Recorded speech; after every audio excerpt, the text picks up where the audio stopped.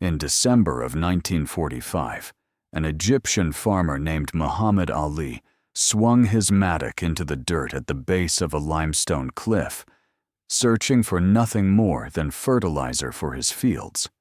What he struck instead was a sealed clay jar, roughly 60 centimeters tall, buried for over 1,500 years at the foot of cliffs honeycombed with ancient tombs. He hesitated before opening it.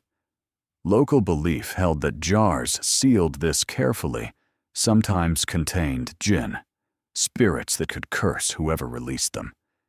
But the thought of gold buried inside won out over the fear of curses. He swung the mattock again, and the jar shattered. What flew out was not gold. It was papyrus, dozens of fragile pages, golden in color, catching the desert sun as they scattered into the air. Muhammad Ali could not read what was written on them. He had no idea he was holding one of the most consequential religious discoveries of the 20th century, and that within those pages was a creation story that contradicts Genesis at almost every turn. A story where the God who made the world is not the true God at all, but a flawed, possibly dangerous imitation. A story the early Christian church spent centuries trying to erase completely. It very nearly worked. This is the story of how that erasure failed, and what it revealed when it did. Let's start with what happened to those pages after they left the ground. Unaware of their value, Muhammad Ali brought the papyrus home and left it by the family hearth. His mother, by her own later admission, burned an unknown quantity of it as kindling. What survived the oven were 13 leather-bound books, what scholars now call codices, containing 52 individual texts. No one will ever know exactly how much of this ancient library went up in smoke before anyone realized what it was. Some of those texts went to antiquities dealers in Cairo. One book, smuggled out of Egypt entirely, ended up at the Jung Institute in Zurich, purchased, ironically, in honor of the psychologist Carl Jung, who had long argued that ancient Gnostic ideas anticipated his own theories of the unconscious mind. Other volumes moved more slowly, passed between dealers and collectors in Cairo, while Muhammad Ali himself was distracted by something far more dangerous than ancient manuscripts. Months earlier, his father had been murdered. Egyptian tradition demanded blood vengeance, and when the killer was finally found asleep by the roadside, Muhammad Ali and his brothers killed him with the same mattocks they had used to dig up the jar. Fearing police investigation into the killing, he hid several of the codices with a local priest for safekeeping, inadvertently setting the texts on a path toward scholars instead of toward his mother's oven. A discovery this significant, almost lost to mythology, to fire, and to an unrelated family vendetta, all within the same few months. It would take scholars decades to fully reassemble, translate, and publish what is now called the Nag Hammadi Library. The pages passed first through antiquities dealers who had no idea what they were selling, then to a handful of scholars who suspected something extraordinary the moment they saw the handwriting. French scholar Henri Charles Puech, an expert specifically in the ancient heresies the Church had spent centuries trying to erase, recognized the texts immediately for what they were. Writings the early Church Fathers had condemned by name 1,500 years earlier, but that no living scholar had ever actually been allowed to read. And when they found waiting inside, upended a story most people assume has only ever had one version. Before we go further, it helps to understand what Gnosticism actually was, because the word gets used loosely today, and the loose version is misleading. Gnosticism was not a single church, a single founder, or a single unified doctrine. It was a broad current of religious and philosophical movements that flourished mostly in the 2nd and 3rd centuries, overlapping with early Christianity, drawing on Greek philosophy, Jewish mysticism, and Egyptian religious tradition all at once. The word itself comes from the Greek gnosis, meaning knowledge, specifically a direct, personal, experiential knowledge of the divine, as opposed to knowledge gained through institutional doctrine or inherited belief. That single distinction was enough to put Gnostic communities on a collision course with the emerging structure of the early church. If spiritual truth could be accessed directly, personally, without a bishop or a fixed creed standing in between, then what exactly was the institutional church for? That tension is the quiet engine behind almost everything that follows in this story. But even within Gnosticism, there was no single agreed answer to the biggest question of all. Was the Creator God evil, or simply mistaken? Scythian Gnostic texts, including the Apocryphon of John, tend toward the harsher reading, the Creator as a tyrant, ignorant and dangerous, ruling a counterfeit world. Valentinian Gnosticism, a separate and highly influential school named for the 2nd century teacher Valentinus, often took a gentler view. In Valentinian texts like the Tripartite Tractate, the Creator eventually recognizes the higher God and is described as coming, in time, to glorify what is above him, ignorant rather than malicious, capable of learning rather than condemned outright. Two branches of the same movement, looking at the same flawed Creator, and reaching two very different verdicts about whether he deserved redemption or destruction. Why would the very same myth split into a death sentence in one community and a path to forgiveness in another? What both branches agreed on, however, was something more basic and more unsettling: that the physical world most people take for granted as simply reality was not, in Gnostic teaching, the obvious starting point it seems to be. According to these texts, matter itself was not the original or intended state of existence. It was a consequence, the byproduct of something having already gone wrong, far above the world we can see or touch. To live inside a body, breathe air, and feel hunger was not, in this view, the natural human condition. It was closer to a kind of amnesia, dressed up convincingly enough that almost no one suspects they are wearing a costume. If that sounds like an unusually bleak way to describe ordinary life, that bleakness was precisely the point Gnostic teachers were building toward. Because the question that follows naturally is the one their entire cosmology exists to answer. If the world feels this flawed, what kind of being would actually build it this way? Because the Gnostics didn't just disagree with the Church about authority, or with each other about the Creator's fate. According to several Nag Hammadi texts, they told a creation story that diverged from Genesis almost immediately, and the divergence starts with a single audacious idea: that the God who made the physical world might not be the true, supreme God at all. So who, according to these texts, actually was? The most detailed answer comes from a text called the Apocryphon of John, the secret book of John, considered one of the foundational documents of Gnostic cosmology. According to this text, before anything material existed, there was only the monad, an ultimate, unknowable source of all being, beyond gender, beyond form, beyond description.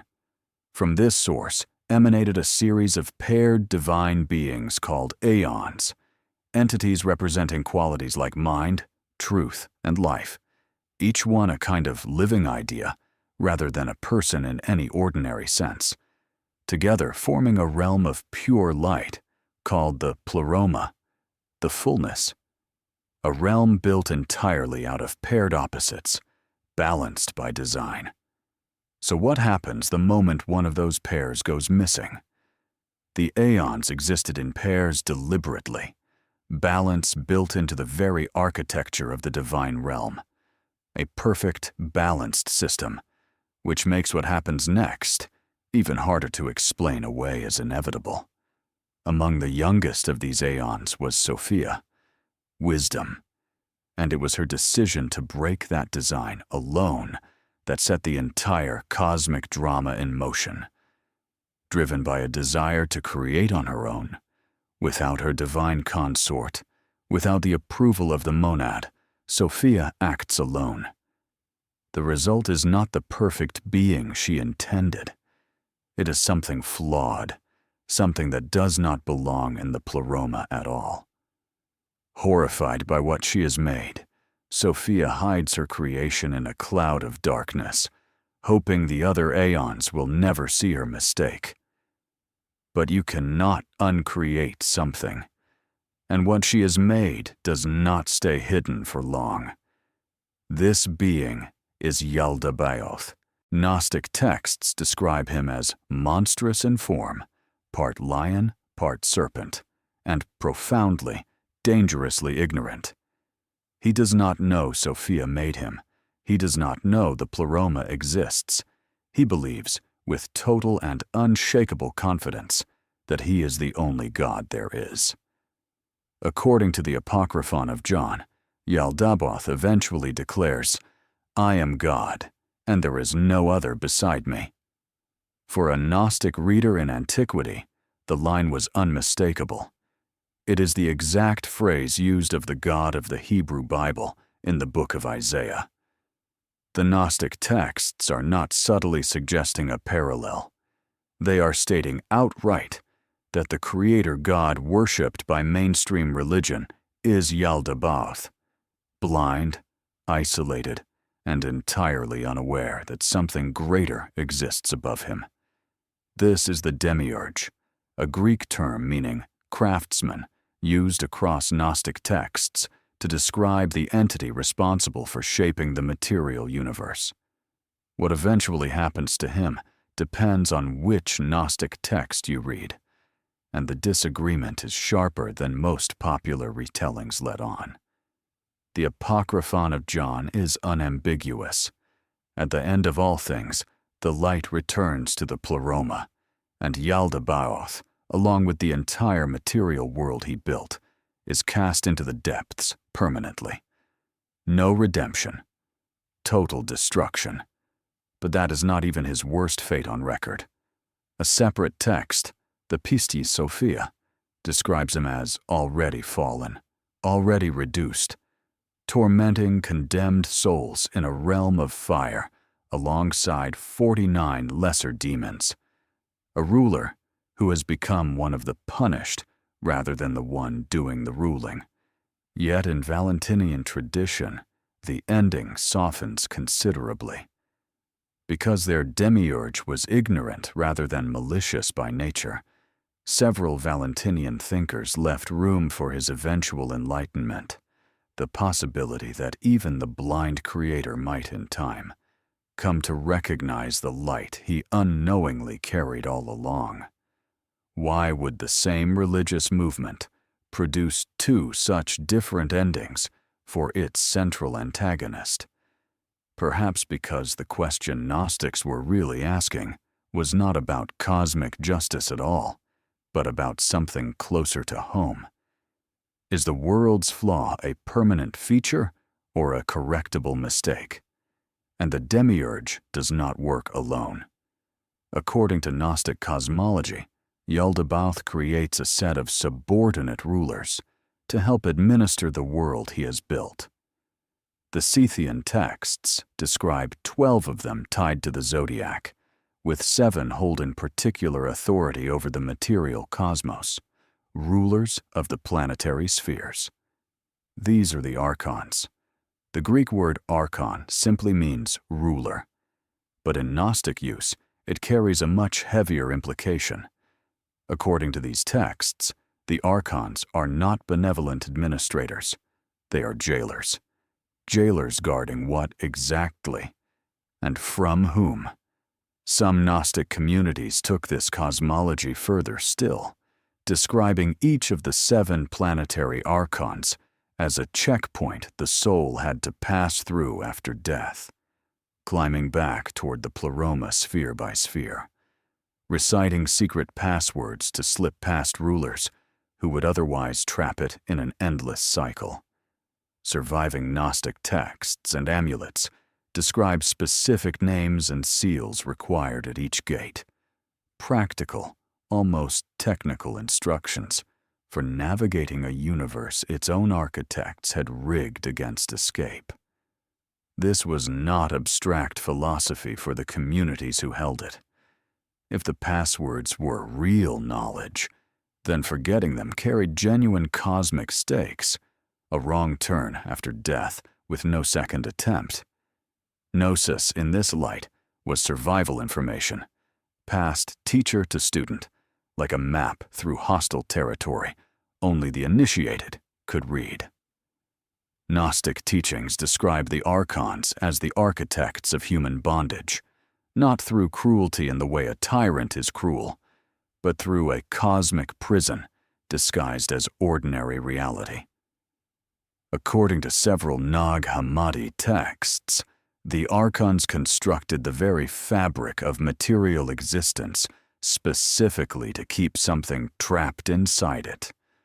What exactly were they trying to contain? According to the Apocryphon of John, the moment of crisis comes when a reflection of the true, transcendent human, the Anthropos, appears to Yaldabaoth from the pleroma above. Startled and envious, Yaldabaoth and the Archons decide to make their own version. "Let us create a man," they say to one another, "according to the image we have seen." What they create is a body, flesh, slime, mud, lifeless, a counterfeit in the truest sense of the word, a copy of something they did not fully understand and could not actually replicate. The Archons could shape the clay, they could not animate it. So what was missing, and who in this story was about to make a catastrophic mistake by supplying it? It is Sophia, according to the text, who sees in this failure a final chance at redemption. She tricks Yaldabaoth into breathing his own inherited divine power, power he never knew was not originally his, directly into the lifeless form. The breath gives Adam life, and in that single moment, according to the text, Adam's understanding briefly outshines that of his own creator, before the Archons notice and move quickly to dull it back down. It also does something Yaldabaoth never intended. It plants, inside every human body, a fragment of the very divine light the Demiurge stole without knowing it. Gnostic texts call this the divine spark, a piece of the pleroma itself, trapped now inside matter, inside flesh, inside a world built specifically to keep it from remembering where it came from. A creator who accidentally grants his prisoners a piece of the very power that imprisons them. Could that flaw in the design be the whole reason the Gnostics believed escape was even possible? According to Gnostic teaching, this spark is the actual, literal explanation for why human consciousness feels, to so many people across so many cultures, like it does not entirely belong here. Not despair, exactly. Something closer to a faint, persistent homesickness for a place you cannot name and have never consciously visited. The Gnostics had a word for waking up to that spark: gnosis. Not belief, not obedience. Direct, experiential recognition of the divine fragment buried inside you, and, by extension, recognition that the material world and the God who built it were never the whole story. This idea appears even outside the Apocryphon of John. The Gospel of Thomas, another Nag Hammadi text, and one of the most studied documents in the entire collection, has Jesus telling his followers that the kingdom of God is not a future destination, but something inside you, and it is outside you, recognizable the moment you truly know yourself. Mainstream scholars debate exactly how Gnostic the Gospel of Thomas actually is, since it lacks the elaborate Sophia and Demiurge mythology found elsewhere. But the emphasis on inward, self-discovered knowledge over institutional doctrine runs through it just the same. The jar held more surprises than cosmology alone. The Gospel of Philip, another text from the same library, describes Mary Magdalene as the disciple Jesus loved more than all the others, fueling centuries of later speculation and considerable modern controversy about whether the text implies something closer than spiritual companionship. Scholars who have studied the surviving Coptic manuscript closely note the key page is damaged at the crucial word, and that elsewhere in the same text, kissing is used purely as a metaphor for passing on spiritual teaching. The ambiguity itself, not a hidden romance, may be the actual historical lesson. How easily a fragmentary ancient text can be filled in with whatever story a later reader wants to find there. But the strangest text in the jar wasn't about Jesus, Mary, or any biblical figure at all. And tucked inside the same buried jar was something stranger still. A poem called The Thunder, Perfect Mind, written in the voice of a feminine divine figure who declares herself, in the same breath, to be both honored and despised, virgin and mother, war and peace.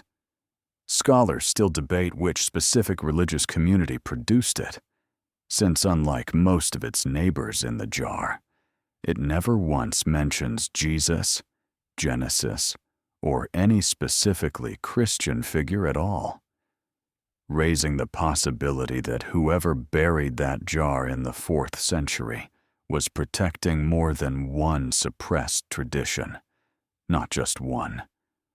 47 texts in that jar, and even specialists who have spent careers on this material still cannot agree on where every single one of them came from.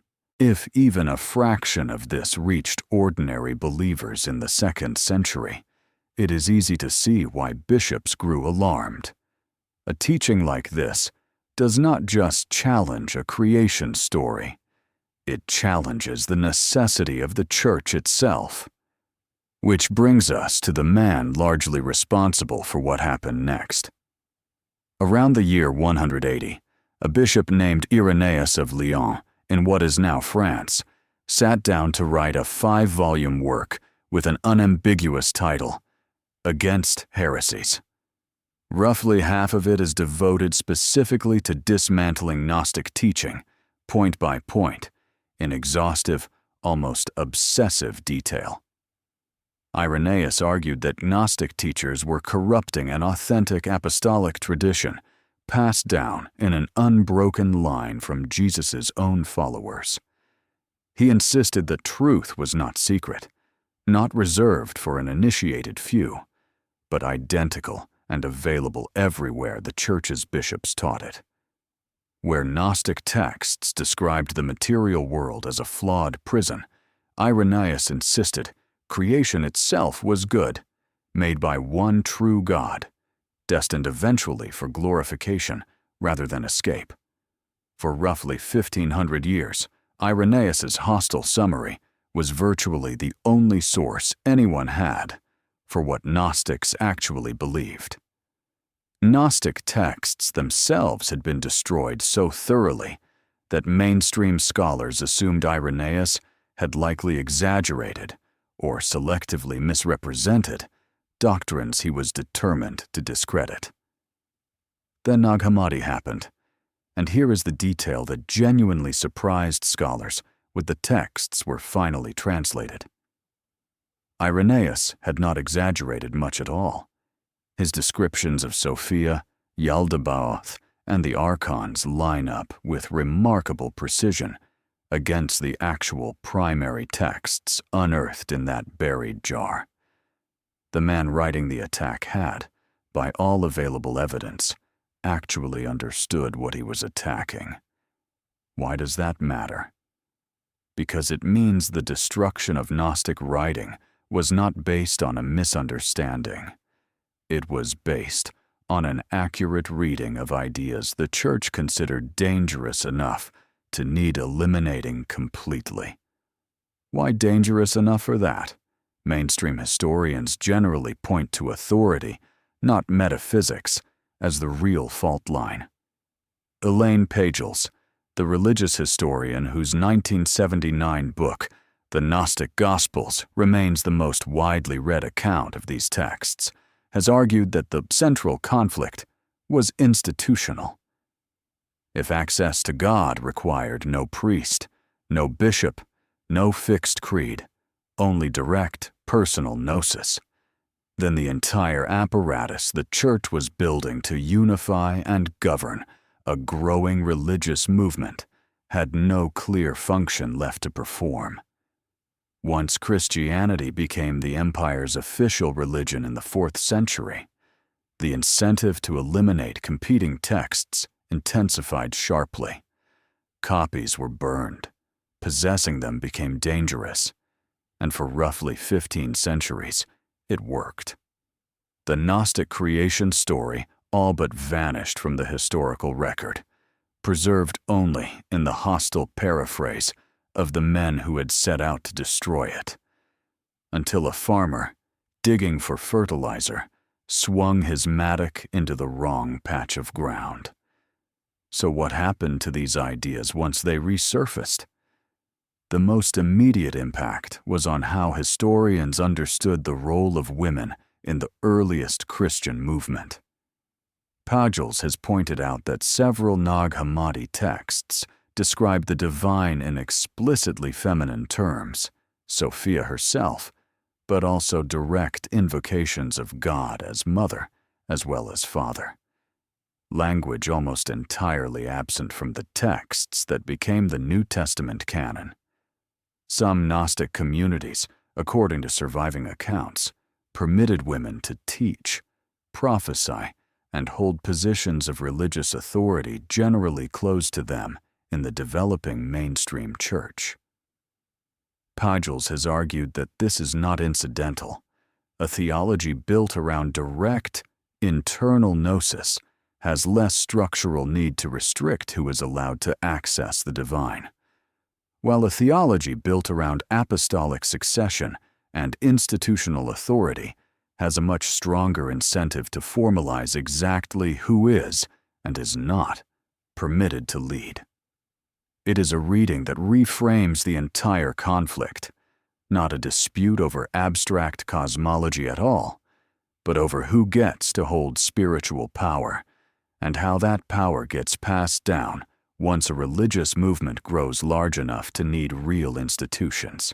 Some researchers and theologians have also proposed reading the Gnostic myth less as ancient theology and more as a remarkably early form of depth psychology, Sophia's fall and the divine spark functioning as a symbolic account of consciousness, fragmenting from some deeper, truer self. Carl Jung found the parallels compelling enough that he spent years studying Gnostic texts directly and argued openly that ancient Gnostics had anticipated, in mythological language, ideas he was independently developing about the unconscious mind. Jung went so far as to describe himself, in private writing, as a kind of modern Gnostic, someone reaching toward the same internal recognition the ancient texts described, through the vocabulary of psychology rather than theology. Other modern interpreters read the Archons more literally, as descriptions, however strange, of consciousness-limiting structures, institutional, psychological, or even technological systems that condition human perception without people fully realizing it. This reading has become particularly visible in some corners of online spirituality and alternative media, where Archons are occasionally framed as a hidden, controlling force shaping society today, sometimes folded into broader theories about media, government, or technology functioning as modern equivalents of the ancient cosmic prison. It is worth being precise here. Mainstream historians of religion do not treat the Archons, the Demiurge, or the divine spark as literal, scientifically verifiable entities.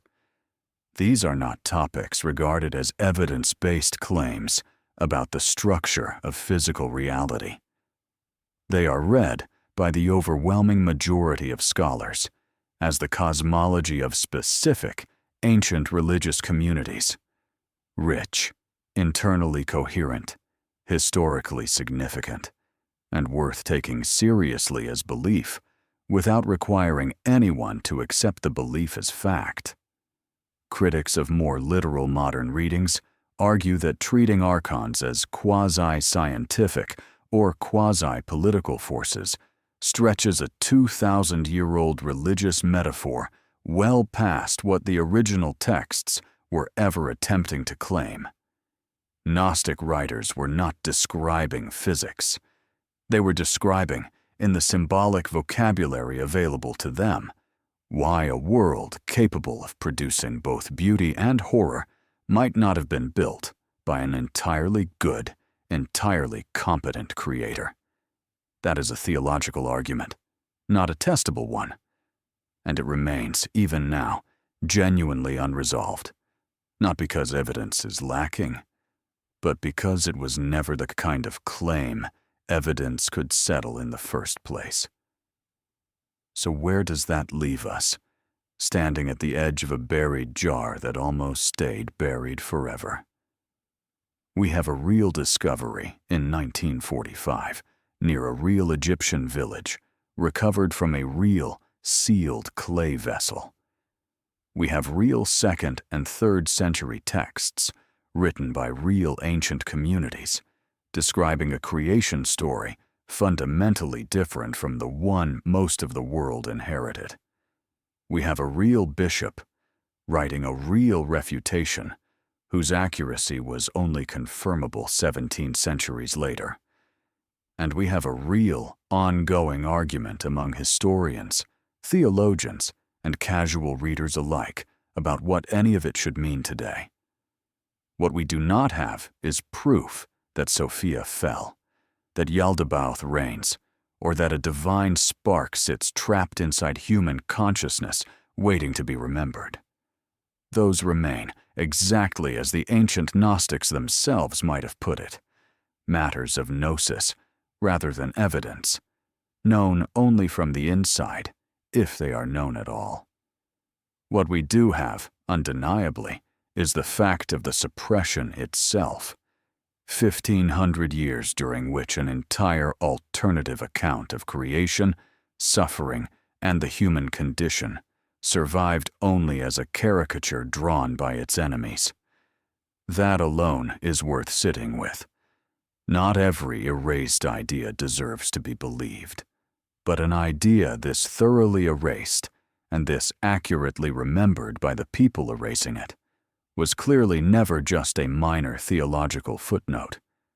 But here is the question the Nag Hammadi discovery leaves genuinely open, for believer and skeptic alike.